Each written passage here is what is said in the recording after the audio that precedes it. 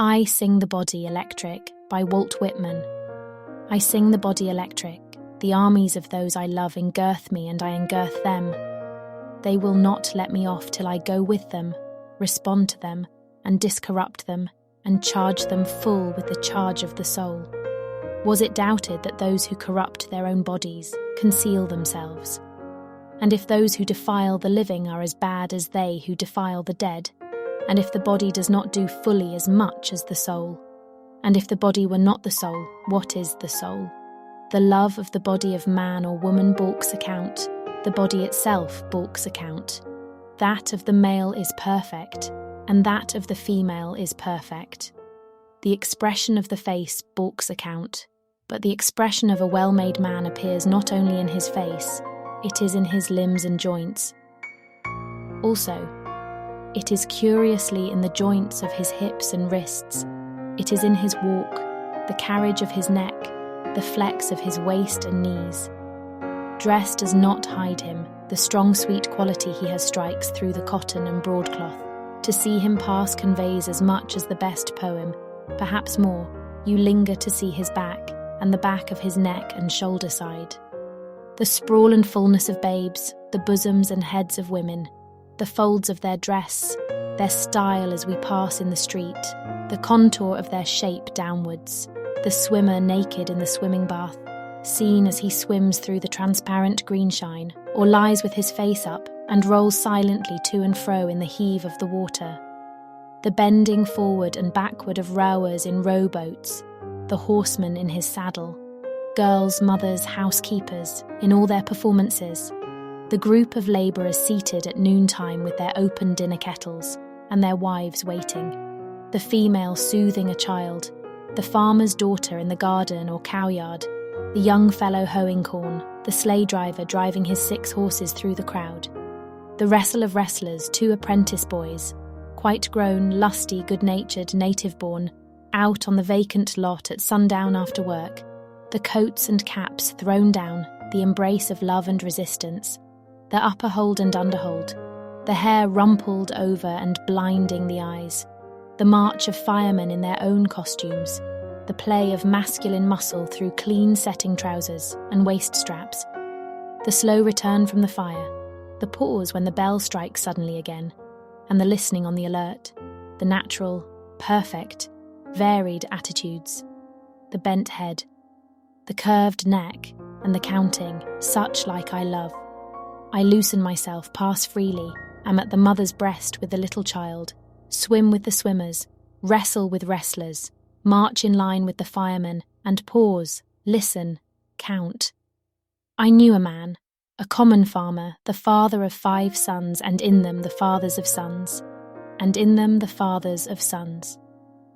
This man was of wonderful vigour, calmness, beauty of person, the shape of his head, the pale yellow and white of his hair and beard, the immeasurable meaning of his black eyes, the richness and breadth of his manners. These I used to go and visit him to see. He was wise also. He was 6 feet tall. He was over 80 years old. His sons were massive, clean, bearded, tan-faced, handsome. They and his daughters loved him. All who saw him loved him. They did not love him by allowance. They loved him with personal love. He drank water only. The blood showed like scarlet through the clear brown skin of his face. He was a frequent gunner and fisher. He sailed his boat himself. He had a fine one presented to him by a ship joiner. He had fowling pieces presented to him by men that loved him. When he went with his 5 sons and many grandsons to hunt or fish, you would pick him out as the most beautiful and vigorous of the gang. You would wish long and long to be with him. You would wish to sit by him in the boat, that you and he might touch each other. I have perceived that to be with those I like is enough. To stop in company with the rest at evening is enough. To be surrounded by beautiful, curious, breathing, laughing flesh is enough. To pass among them or touch anyone, or rest my arm ever so lightly round his or her neck for a moment. What is this then? I do not ask any more delight. I swim in it as in a sea. There is something in staying close to men and women and looking on them.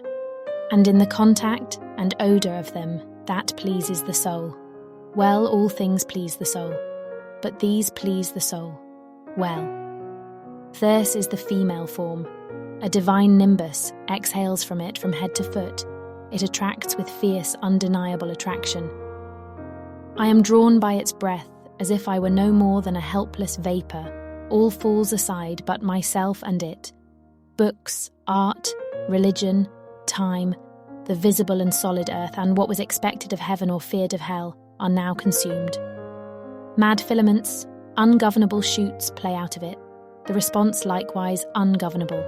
Hair, bosom, hips, bend of legs, negligent falling hands all diffused, mine too diffused. Ebb stung by the flow and flow stung by the ebb, love flesh swelling and deliciously aching, limitless limpid jets of love hot and enormous, quivering jelly of love, white blow and delirious juice. Bridegroom night of love working surely and softly into the prostrate dawn, undulating into the willing and yielding day, lost in the cleave of the clasping and sweet-fleshed day. This the nucleus. After the child is born of woman, man is born of woman. This the bath of birth, this the merge of small and large, and the outlet again. Be not ashamed, women. Your privilege encloses the rest, and is the exit of the rest. You are the gates of the body, and you are the gates of the soul. The female contains all qualities and tempers them. She is in her place and moves with perfect balance. She is all things duly veiled. She is both passive and active. She is to conceive daughters, as well as sons, and sons as well as daughters. As I see my soul reflected in nature, as I see through a mist, one with inexpressible completeness, sanity, beauty, see the bent head and arms folded over the breast, the female I see. The male is not less the soul nor more. He too is in his place. He too is all qualities. He is action and power. The flush of the known universe is in him. Scorn becomes him well, and appetite and defiance become him. Well, the wildest, largest passions, bliss that is utmost, sorrow that is utmost, become him well. Pride is for him. The full-spread pride of man is calming and excellent to the soul. Knowledge becomes him. He likes it always. He brings everything to the test of himself. Whatever the survey, whatever the sea and the sail, he strikes soundings at last only here. Where else does he strike soundings except here? The man's body is sacred, and the woman's body is sacred. No matter who it is sacred. Is it the meanest one in the labourer's gang? Is it one of the dull-faced immigrants just landed on the wharf? Each belongs here or anywhere, just as much as the well-off, just as much as you. Each has his or her place in the procession. All is a procession. The universe is a procession with measured and perfect motion. Do you know so much yourself that you call the meanest ignorant? Do you suppose you have a right to a good sight, and he or she has no right to a sight? Do you think matter has cohered together from its diffuse float, and the soil is on the surface, and water runs, and vegetation sprouts, for you only and not for him and her? A man's body at auction. For before the war, I often go to the slave mart and watch the sale. I help the auctioneer. The sloven does not half know his business. Gentlemen, look on this wonder. Whatever the bids of the bidders, they cannot be high enough for it. For it the globe lay preparing quintillions of years without one animal or plant. For it the revolving cycles truly and steadily rolled. In this head the all-baffling brain, in it and below it the makings of heroes. Examine these limbs, red, black, or white. They are cunning in tendon and nerve. They shall be stripped that you may see them. Exquisite senses, lifelet eyes, pluck, volition, flakes of breast muscle, pliant backbone and neck, flesh not flabby, good-sized arms and legs, and wonders within there yet. Within there runs blood, the same old blood, the same red-running blood. There swells and jets a heart. They're all passions, desires, reachings, aspirations. Do you think they are not there because they are not expressed in parlours and lecture rooms? This is not only one man, this the father of those who shall be fathers in their turns. In him the start of populous states and rich republics, of him countless immortal lives with countless embodiments and enjoyments. How do you know who shall come from the offspring of his offspring through the centuries? Who might you find you have come from yourself if you could trace back through the centuries? A woman's body at auction. She too is not only herself, she is the teeming mother of mothers. She is the bearer of them that shall grow and be mates to the mothers. Have you ever loved the body of a woman? Have you ever loved the body of a man? Do you not see that these are exactly the same to all, in all nations and times all over the earth?